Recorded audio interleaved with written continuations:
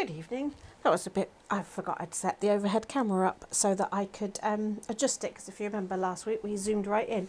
How are we all this evening? I appreciate it's probably going to be a little bit quieter tonight because there is another Facebook Live going on at the same time, but if you're not joining us live, that's fine.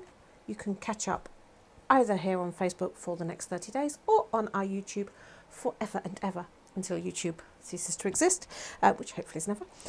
Right, so this evening I'm going to address a couple of questions that we got asked, because I was saying about getting questions out there, because, hang on, I'm going to have to go to the, and I'm trying to avoid having this fan on, but it gets warm really quickly. So evening everybody, evening Sarah, evening Jackie, evening Jack, oh that confused me, Gail and Julie. Yeah, been painting outside today, so got a bit of a glow on.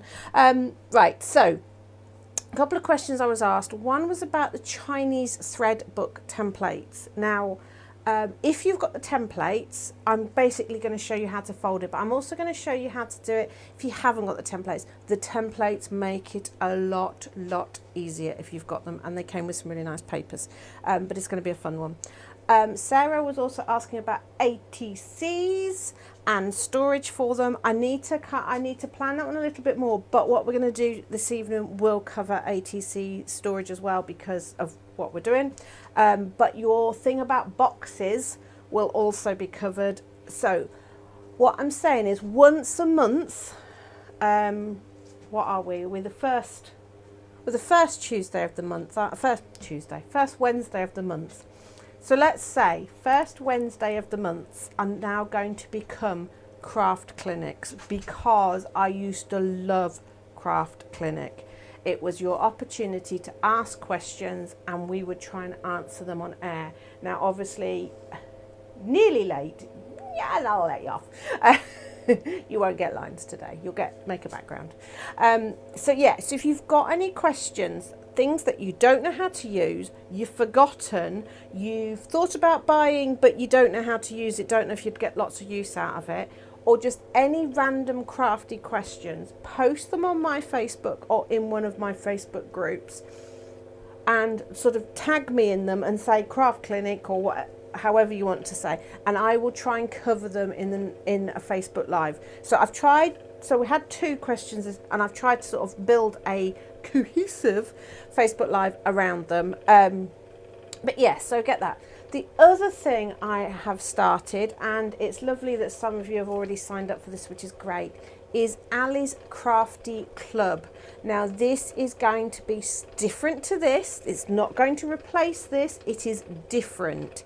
And it is basically a monthly thing that is done in a private Facebook group that you pay to join, and it will include a 2-hour workshop, online obviously, and then throughout the month there'll be little challenges and some,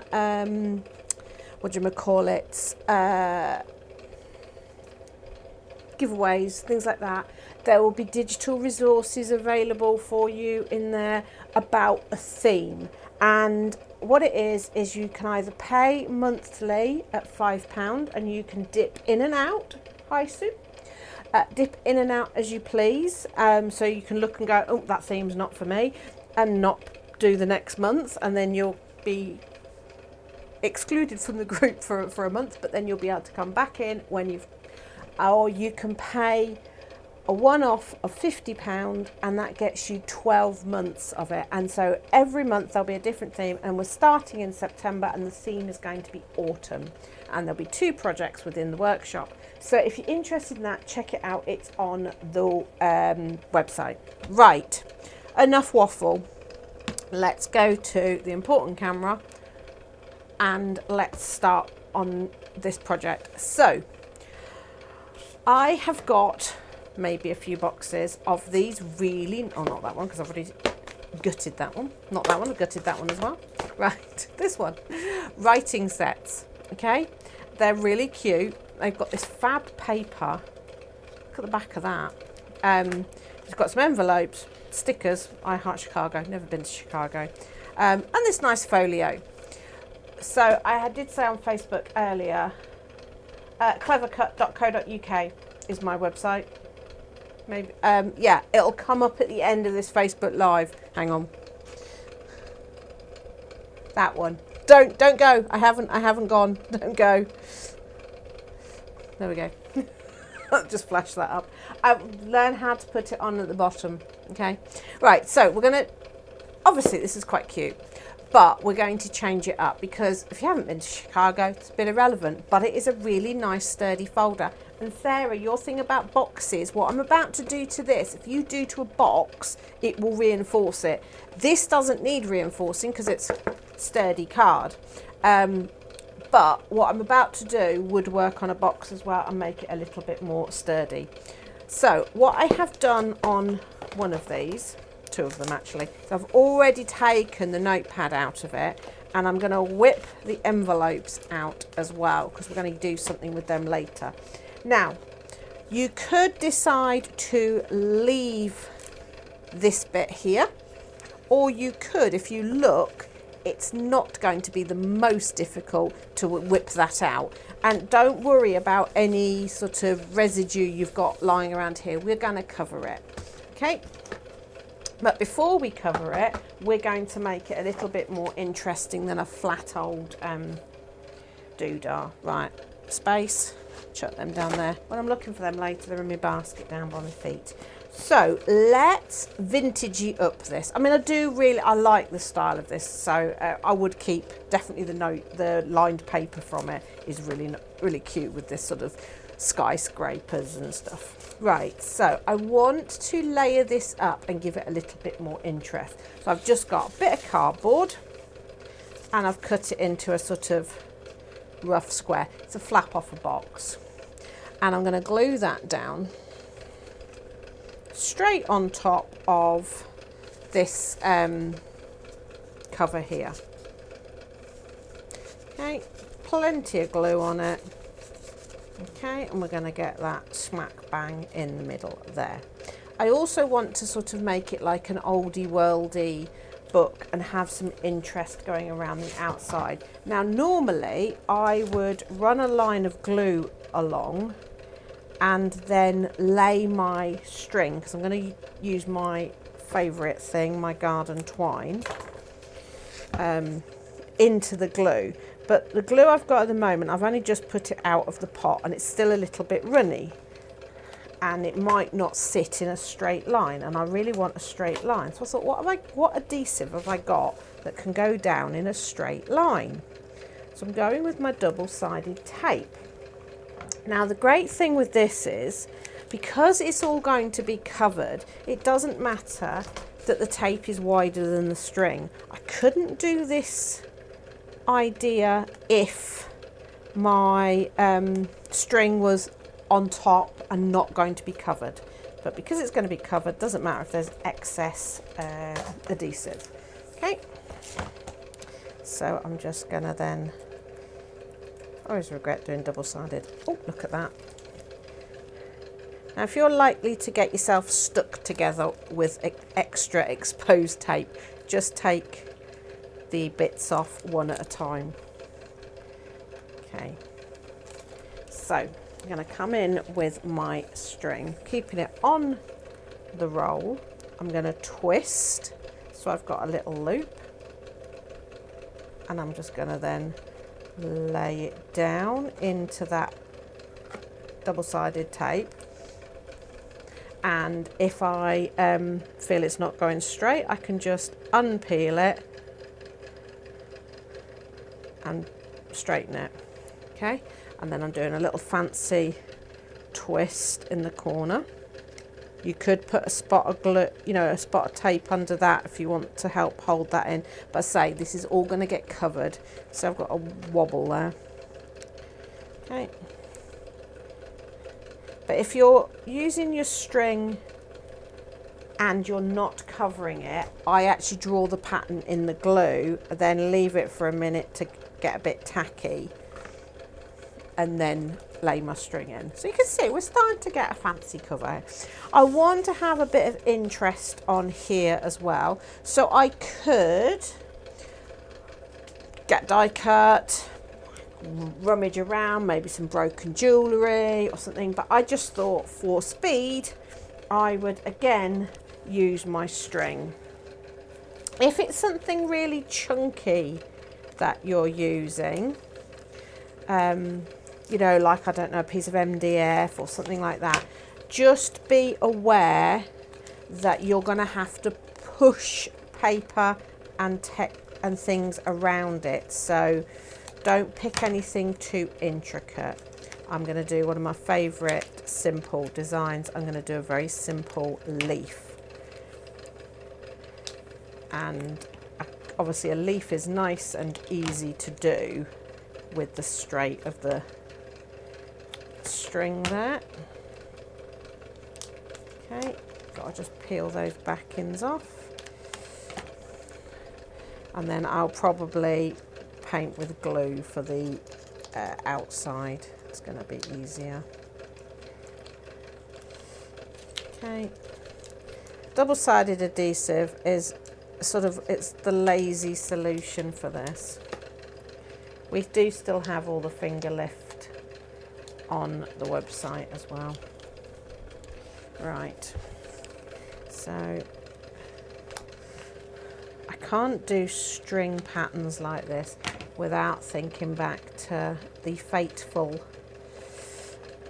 Great British Craft Festival when I taught a workshop and did a very similar technique to this, and a lovely lady decided to do a lighthouse. If you just think about a lighthouse shape in your head, and then when you're going to start covering it and stuff, let's just say the whole event erupted. I never got asked back after that. Strange that, isn't it? Right. Okay. Kind of like that as it is. I might add an edge. Paintbrush. So go on quite thick with your glue. The other advantage of using double-sided adhesive sheet is I'm not going to have to worry about things moving when I start to do the covering. Okay, so leave the glue and then lay your string into it. And if you come to a corner, because this is going to get covered, you don't need to have it as a continuous line. Don't fight against the string, because it does have a little mind of its own. Just stop and change direction, or make a fancy knot with it. Okay, so there we go. We've got our leaf on our central panel. Okay. Ideally, this would be a cup of tea moment. Let that dry a little bit. Where it's been done with the double-sided tape, I don't need to worry. It's not going to move. I'm going to move that out of the way. There's my iron when I need it. Actually, I'm going to open this right up. It's going to be easier. I could continue the same idea on the back as well, but just for speed, I'm not going to. So I've got my texture. You could really go to town. You could use your texture paste. You could stick die cuts. You could do all sorts of things here. Doesn't matter. Ignore that background. We're just looking at the profile kind of thing, just the texture of it. Okay, so I've kept it nice and simple. Now, next thing, because I have got lots of texture on there, I don't want to cover this with a patterned paper. If you add a patterned paper to this, it just becomes very, very busy and confusing, and you lose all that fabulous detail. So by choosing to use brown paper or craft paper, I can make sure that all that fabulous detail is picked up. Now it's a wrapping paper, but it's fairly sturdy. So I'm going to help it along by scrunching it up, which is also going to add a little bit of interest to it. Okay. And then the logical way to work is not stick it all down like that and worrying about the back and everything, because that might not give you enough paper to start shaping around everything. So What you want to do is actually start with the highest point. So that's this area here. Now, you can even slightly mist your paper with a little bit of water just to give it a little bit of flexibility. I'm learning a technique at the moment, and you actually soak your paper, even thin paper, so that it becomes flexible. The only thing is, for this technique, it also becomes a little bit delicate. So I am using just normal wet glue now. That will also knock out the sticky on the double-sided tape for now. Anybody remember the old technique we used to do? If you're using double-sided tape and you wanted a bit of wiggle time, you used to smear glue stick on top of your double-sided adhesive to give you time to work with it. Same kind of principle here, because I don't want the paper to grab and I haven't got time to work with it. So I'm just covering all of that with a wet glue that's going to stay wet for a good while. Okay, I'm going to just scrunch this up a little bit more, just so that it's become softer, okay, but not so much to tear it. And I have cut this generously big. Okay, so I'm now going to lay it down on top. And I'm just going to, starting in that middle, just start working round and pushing it around any texture that I have created. Okay, can you see that leaf shape starting to form? Okay. Don't worry about anywhere else. If it starts to stick down to there, you can just lift it off.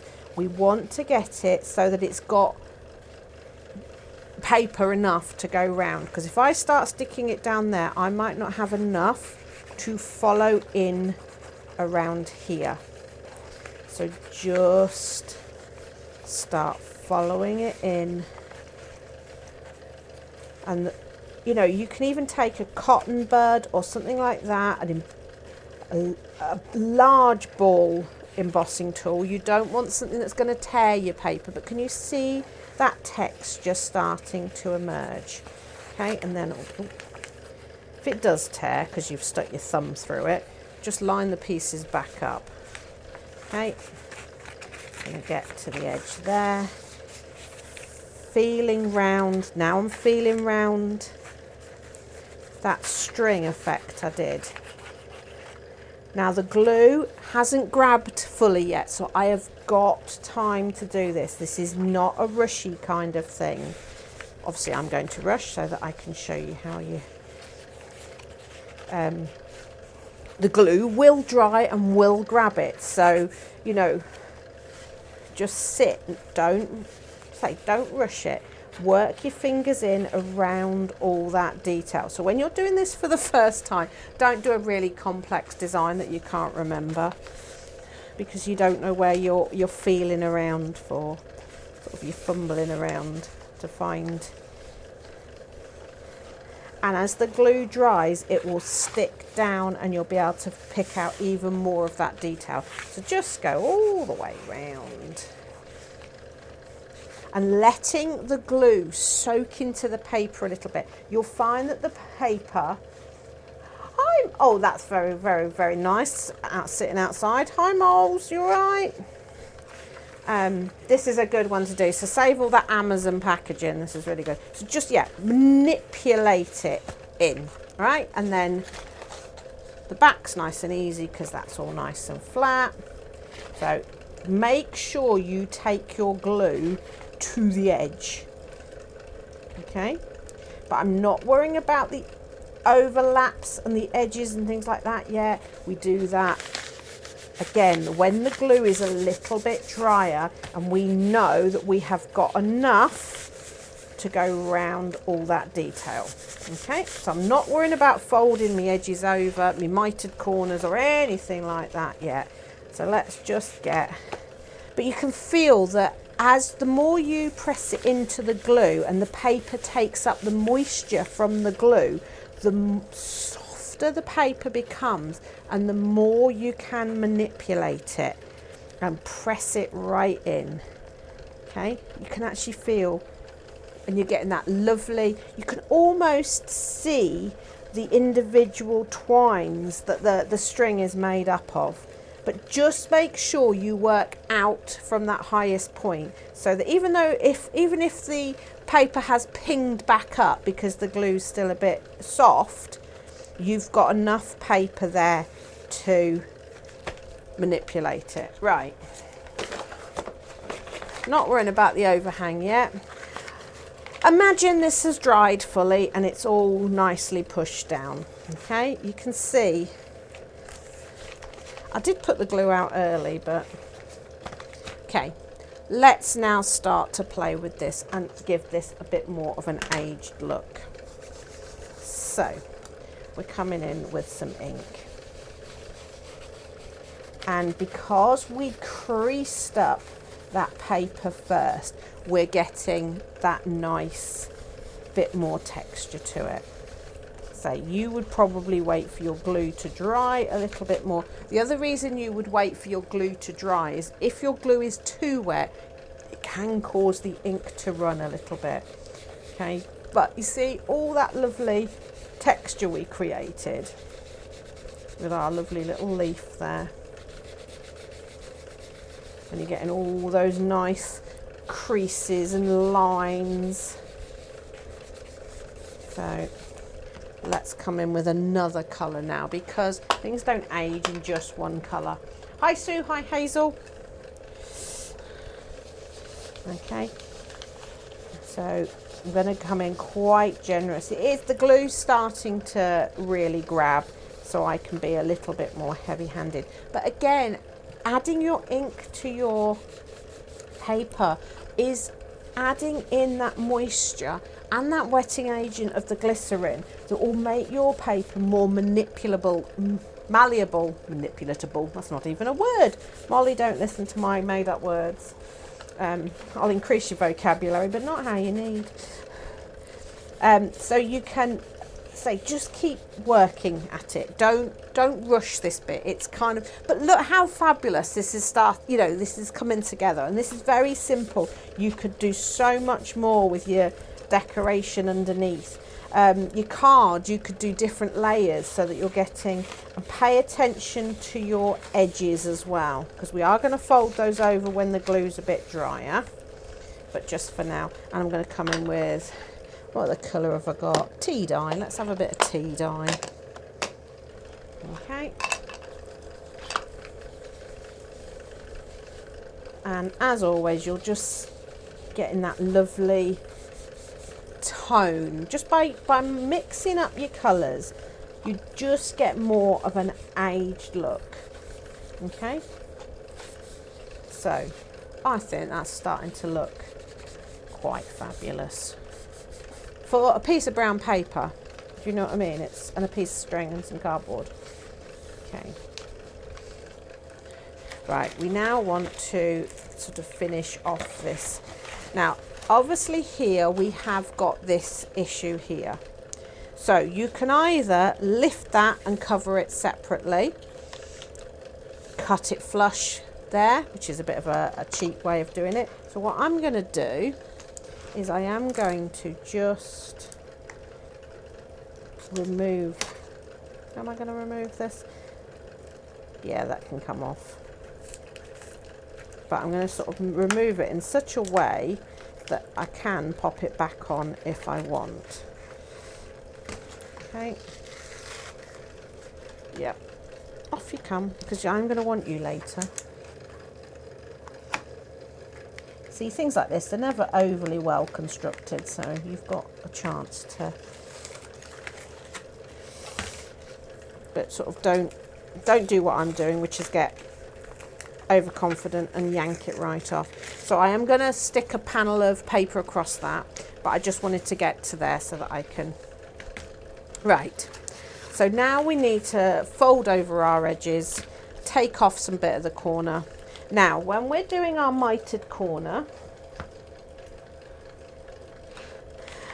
that's lovely, and I say this is such an easy one to do. Get your Amazon packaging and stuff and cut shapes out of the cardboard and layer them. Don't cut right snug to the corner there, because we need to be able to fold it over. Okay, same at the top there. You can do fancy measuring, but here we want to do a little triangle like that. You, of course, would take a little bit more. Now, my glue's been out a bit longer now, so it's even better. Smear the glue around the edge. If your glue hasn't been out for a little while and is still a bit wet, leave it for a minute until it's exposed to the air, because what you want to then do is pulling on the edge here and then pushing it into the glue. Okay, and the reason we do that is it gives us a nice crisp edge there. If we put the glue on the paper that we were going to pull, as we saw on the front, it will make that paper more flexible and actually weaker for pulling against, and you wouldn't get it quite as tight. So I always, and also you could be covering it with something like tissue paper or you know, a napkin or something like that, that you're not going to be able to pull like that if it's got glue on it. So always put the glue, because we're going to cover that anyway. So it doesn't matter if there's glue where you know, where you don't want it. And then same on that side, pulling it down. And you see, because we left that glue out for a minute, see how it's grabbed that paper? And there you can see our folio is starting to come together. That can then be stuck back on when we've recovered that. If you think, oh, that's going to be a faff to recover that, what you do, you undo the glue there, you draw around it and you use it as a template. Okay, you could just paint it before sticking it back on there. Okay, but you know, even if you're not going to use that, keep it as a template, because that's a really nice handy. Right, need to get triangle out of there so that can fold over. Right, so I'm going to do exactly the same. Now we do have, let me slide that over, we do have an issue here. So what we're going to do is we're just going to make a quick note of where he is, and we can either do a little slot that he's going to poke out of, or you can just cut round. I wouldn't sort of go into the depths of cutting that out and redoing it. I'm just going to poke him through in a minute. Right, where's my gluey sponge gone? What am I doing for time? Oh, loads of time. Because once we've got this covered, we're going to start on to. Okay, so leave that for a second. Just want to, another trick on here, if you think that's going to be too faffy to go round and round, cut down to where your slot is, fold that one round, fold that one round, and then rejoin them when they're on the inside. I'll show you what I mean when I take that corner off. So looking here, so did you see that? I cut that, so now they've gone round my closure. I can fold that one over, and on the inside there they've joined back up. We're going to have a panel across there in a minute anyway, and our little closure, which we'll do something with if we've got time to finish him, because there's the two things I want to show. Okay, get those folded in. We'll come to do the in. I might have this. Yeah, taking the back off cardboard to reveal the ridges is lovely. Only thing I would say with that is, if you're doing this technique and then covering it, you will find that your corrugations will squidge and they will flatten. So maybe put a, you know, if you want that ridged look, maybe stick something like straws or something like that on that's got a bit of oomph. Right, so that's the start of our folio. I want to do something with that. We'll make a seal for that in a minute. And we will, of course, be covering the inside of that with something. but we're going to work on the back cover here first. So I do want to cut a piece of paper to go across there just to hide it. So turn it over to the back just to get the rough size. And if I turn it over to the back, I can be quite haphazard with that because it doesn't matter. Quickly cut that out. And I'm going to show you another little trick with the spine so that you're not having to cut papers and stuff to go. What is your knife? Right. Okay. You see that? They are really good. They're dead cheap. We use them around the factory and they just wander. They wander upstairs and they're not always me, by the way. I noticed there is 3 out on the mezzanine where the double-sided adhesive sheet is rolled, and I don't roll it. I slice up the double-sided adhesive sheet, but I don't roll it. Okay, so that's going to stick onto there. I do need to trim that down a bit and ink it, stamp on it, whatever I want to do. But we have this issue here. So this is where you can come in with something like your washi tape or just strips of nice paper and just glue them down separately. I'm using masking tape here. Okay, it reinforces and just makes it look a little bit, you know, you're covering it up. But washi tape's really good for that. Okay, and then snip them off. And you've hidden sort of a lot of the workings there. Okay. Right, so I'm going to trim off the excess there. And I'm just going to stick this piece of brown down. It's not perfect how I wanted it. Actually, let's not be lazy. They are like the old Stanley knives, yeah.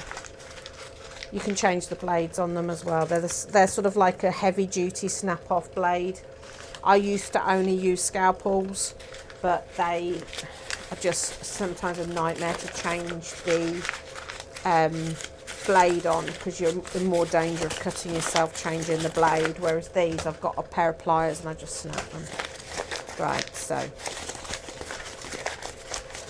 when I screw up paper like this and I don't want it to tear, I scrumple. It's not a real word. Apologies again, Molly. Another made-up word. Which is where I sort of just bring it in a little bit. I don't screw it up. I just crunch it. Don't throw it about. Okay, right, so let's get some glue down. This is going to give us our base where our Chinese thread book is going to go. Okay, so I'm just going to get that on and smooth that down. I'm going to give that a chance to dry, and then again you can come in and ink it, stamp on top of it, anything you fancy. Just get it nicely adhered. Okay, and if you've been like me and you've overcut there, just this is actually going to be hidden by the thread book in a minute. Right, Chinese thread book. So I would do the same on that one, but that's going to have a different album. That's fine, thanks. Right, we're going to have a different album on that one, but this one we're going to put a thread book on. Okay, so there's our folio. Still got a bit of work to do on it, and I think this is probably going to be a 2-week project, but that's fine. Okay. I need space because I need a big bit of paper and not the bit I just cut up, because I got a big bit of paper out ready to do the thread book and then used it all to cover that. Okay, big bit of paper. You don't necessarily need a big bit of paper. It depends how big your thread book is that you're wanting to make.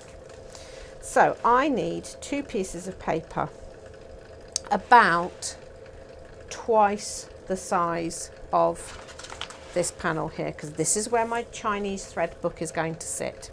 And if nobody's ever seen a Chinese thread book, it is an origami book. It's not a book as you and I would normally think, but it is lovely. So I want 2 pieces of paper roughly that size. And I'm not too worried at the moment on being super accurate. And I just need it about like that will be fine. So if you've got the templates, all the measuring is done for you, but you know I like to also show you how to do things. And I want another bit. Doesn't matter what size your papers are to begin with. Actually, I need 3 pieces to show you what fully. So I want 3 pieces exactly the same size. Okay. Get one out of that. Grab another bit. And I was going to do these out of A4 to show you. But actually I thought, no, I might as well show you how to just almost start from scratch with it. Okay. So I've got 3 bits of paper now. And this is better out of paper than card. Because it's origami, you need to be able to fold neatly. Now I'm cutting these by scissors and not with my trimmer, so obviously my cutting is not going to be as perfectly neat as it would with my trimmer. Let me just put my book cover out of the way. Right, so we've got our piece of paper. First thing we're going to do is we're going to fold it in half lengthways. Okay, and then we're going to fold in from the side and unfold. Turn it and do the other. Okay. Then the ends I want to fold in about the same width as the piece we've just done from the side. Okay, so that I've got a square in this corner. I'm going to do the same to the other corner. All right, so we've got sort of this sort of thing. Okay, now I need these 2 corners to come up and pinch. So I'm going to do a little triangle there so that that pinches in. Okay, you see that? So a little triangle pinches in. And I'm going to do that for all 4 corners. If you find that your folding in at the end here is a little bit skewy, we can trim it down in a minute. Okay, so I'm folding it up. So it's going to make like a tray. That's all right, you won't get lines. It's really nice, isn't it, the back of this paper? Yeah, and it looks lovely when you can colour in the angle, the patterns. So I've created like a tray, and you are actually going to glue, and I'm going to use a bit of double-sided adhesive. You are actually going to glue these triangles here to the long side. Okay, so that's going to get to there. But before we do that, we need to do something with these ends. And basically, we need to make our folds here like a W. So if we've gone down here, we need to go up here. So from that point to that point, we're going to fold. And from that point to that point, we fold. So we've got a W of folds, but we actually want it to fold back on itself. So once you've got the crease to follow, it's a lot easier to change direction. Okay. And that is the secret. So just get that going. Don't rush this. So let's get this end secured, because then it's easier to show. So I'm just putting a bit of double-sided on there. Have you got... Right, I have still got plenty of this paper. So if you do want some, I'll sort something out. Right, so I'm just going to fold that in and get the glue secure on that.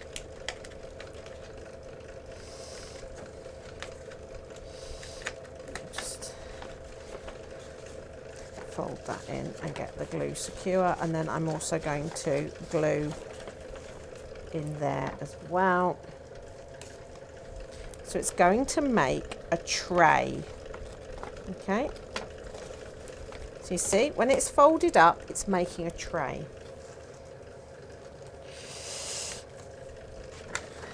I'm trying to do this as quickly as possible. Okay, so you've got a tray, but because we've put these folds in here, our tray will fold flat. Okay. And we do exactly the same at the other end. So those people that have got the templates for this and have probably forgotten how to do it, you will have less hassle because it will all be perfectly accurate, because obviously Paul did the calculations for you. But I wanted to show this, and I just think this will fit in. A bit tall, but it'll do. You'll get the idea. I'll do a proper one for next week when we carry on working, but I just wanted to show you this very fun book, so to speak. Right, so again, we're joining those corners, so very quickly, bit of that, bit of that. So that's going to fold into there. Oh, put that on the wrong side. Oop, put that on the wrong side. So if you're working with, right, there we go. So, and we just need to pinch that the other way, like we did the other end. So whatever you do to one end, you're going to do to the other end. So you can just sort of start to see. So your tray will fold flat like that, and you can decorate inside there. And this should fit in here. I've made it a little bit long, but don't worry. Okay, so that I'll do another one where I'm not worrying about showing you that will fit in here. But this is, I thought this is the idea for this side. Right, so we've got our first layer of our Chinese thread book. Okay. So now what we want is two pieces that start the same size, but this time we want them square. So we're going to cut a bit off the end. And what we do is we now make a square version of it. I'm only going to do one. I'm aware of time and I still want to show you an envelope book. So starting exactly the same. Square's easier because we do the same to every side. I probably should have started by showing you the square one. But, right, so we divide it up. The corners come in just the same. The corners come in. Corners in, and that corner in. And we're going to do the same W fold on the end there. So we just pinch it and try to make it so that you can see what I'm doing that way. And pinch it and fold it back on itself, so it's going to fold in. I should slow down my hands so you can follow a bit better. So again, these are going to fold. Come on.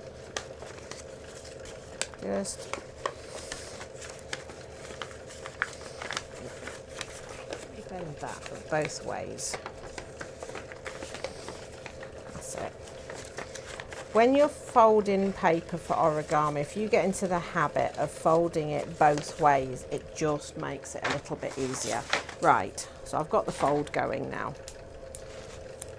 So I need to make my corner. And when you're making your corner, you always stick it to the side that you haven't put that funny W fold on, okay? So you're going to bring that up to there, and you're also going to secure that. Okay, so what we've got is we've got that nice corner again. Okay, and it's a lot easier to do the folds in a second. So let's just get that. So that comes up to that corner. This one comes, stuck myself together, up to here. So again, you've got that tray, and then again, these sides are going to fold in. Yes, so you've got your tray that's going to fold in, and you do exactly the same on the other end. I'll try and do it super quick because we've got 12 minutes. Okay, so that corner,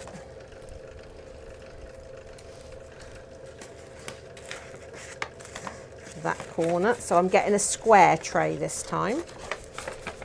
I haven't done my triangles. Oh, that was a bit easier actually. The last two are a lot easier because you can force against them. Right, so let me just glue that. Okay, there and there. Right, there we go. Drink. Drink. Right, so you've got another little tray that again folds in. Now, how a thread book works is you get progressively smaller with your books. So you start with a big one. You then make two smaller ones, and because I've got another piece of paper here, I would fold a second one that will fit on top of there. And then what you do is this one gets attached just on a half.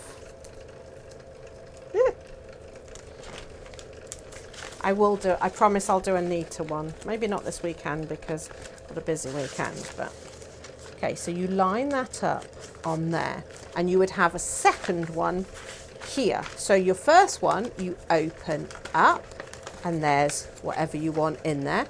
So you could have pictures in there, you could keep ephemera in there and things like that. Then that folds down, you could open the other one, and then all of it opens, and there's your bigger one underneath with more in.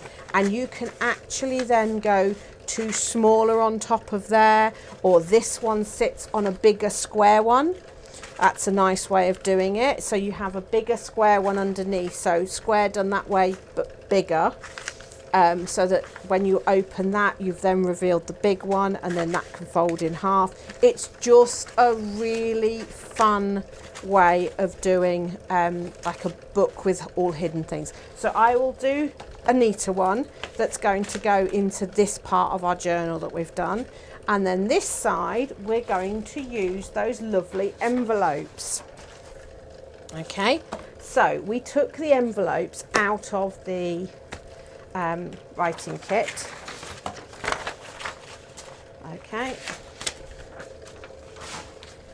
because these make really fun little journals, and we do end up with a lot of envelopes, especially if you make a very ornate card that you're going to put in a box or something like that. Or you can actually do this with recycled envelopes as well. It is better if your envelopes are all the same size. It makes it a little bit easier. And I mean, I just thought these are crying out to be made into something because they're just a bit funky. Right, so first thing you do is fold all the flaps back. Okay, so they're kind of like anti-envelopes. Okay, so fold them like that, and then you're going to prepare them. Okay, as many as you want. Let's do one more. Okay. And have them all ready so you don't end up confusing yourself like I did earlier. Right, so picking up one envelope, turn the next one over, tuck the flap inside. Now you could cheat and lick and stick if then you, or glue stick. I found one last glue stick. So that tucks into there. So we're not hiding that lovely decorative flap. Okay, fold that over. Pick up your next one, glue on the flap, tuck it in. Okay, make sure they go in nice and straight. Rub it down, flick it over. This one is going to form the back, so don't worry about that. So actually using a patterned envelope is quite a nice way because you can learn the mechanism quite easily this way, and you're going to get that nice decorative panel. And I was thinking, Sarah, these would be quite good for ATCs because you've got your little pockets. Every page has a pocket. So how many did I do? One more. So again, glue on, slide it into there.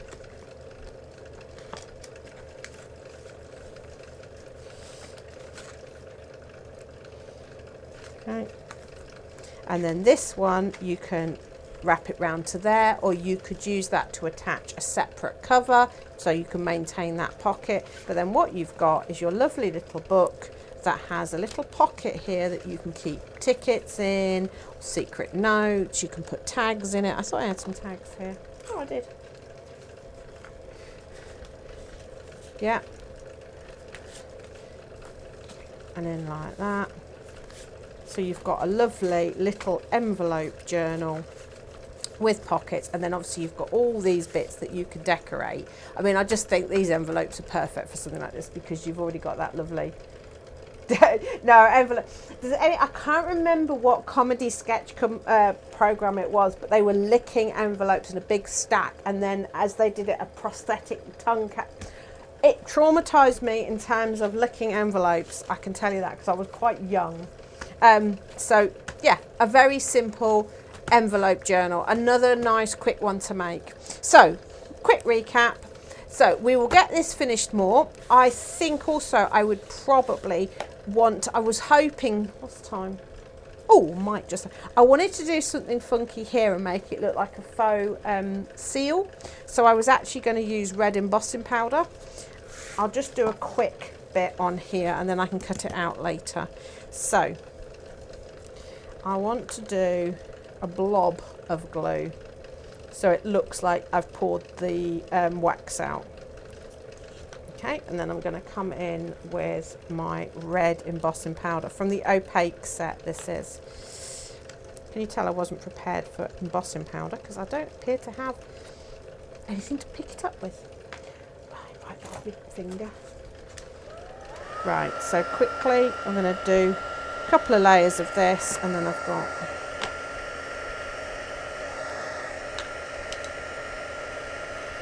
and I just thought this would be really cool on the buckle kind of thing. So we'll work on this next week as well and get this finished. So you can see this embossing powder is starting to turn. Obviously I'm working on top of glue, so it's going to take a little bit longer to go. But I just really think this red has got that real nice wax look to it. Okay, while it's warm, I'm going to throw on more of that. I've just noticed I've left my lid off my glue stick, and that's my last one of those really, really good glue sticks. So it wasn't a Monty Python because I wasn't allowed to watch Monty Python when I was younger. It might have been Punt and Dennis. I can't remember, but it traumatized me for life, honestly.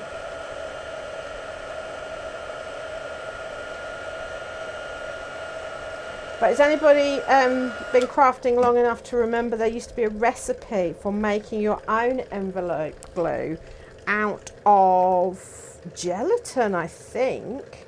Sure it was. Somebody will remember. Yeah, that was... I mean, now obviously we put double-sided adhesive on. It's double-sided tape and leave the backing on.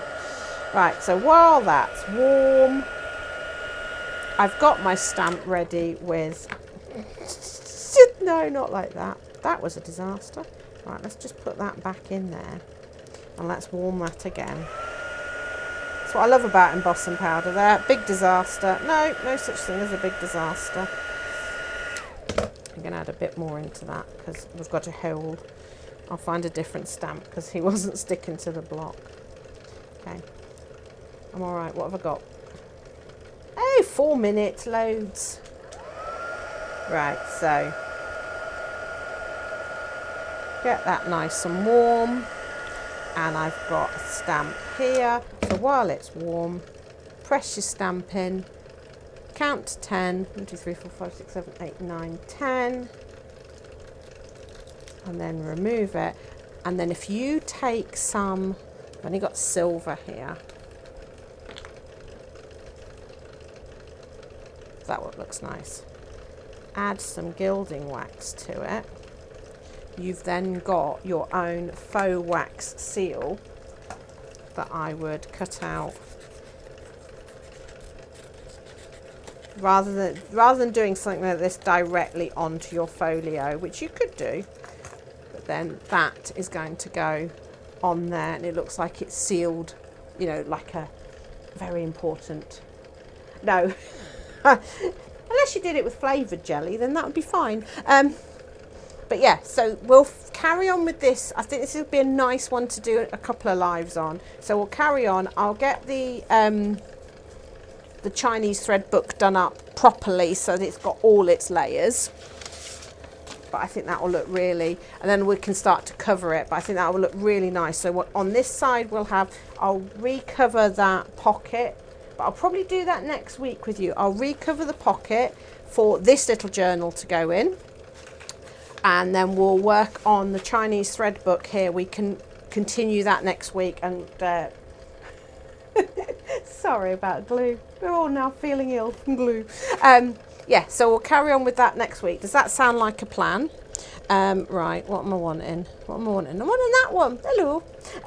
So yes, the faux wax seals are so dead easy to do. I mean, because I do have a wax sealy kit, but it does mean I have to light the candle. Why is it called a thread book? Good question. My understanding was it was used as for when they were on their travels, used to keep sewing stuff in, and so they used to keep their thread in it. I believe that could have been a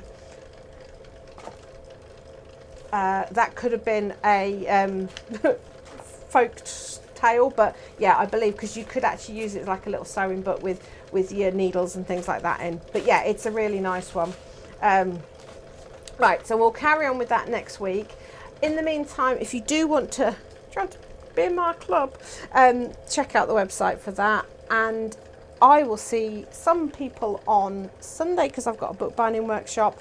But if not, I will see you same time, same place next Wednesday when we will continue with our altered folio, and we'll start adding more bits to it because I just think there's a lot we can do with that. And if anybody does want brown paper or the folios, just message me on Facebook and we will sort that out. And in the meantime, I need to press that button there.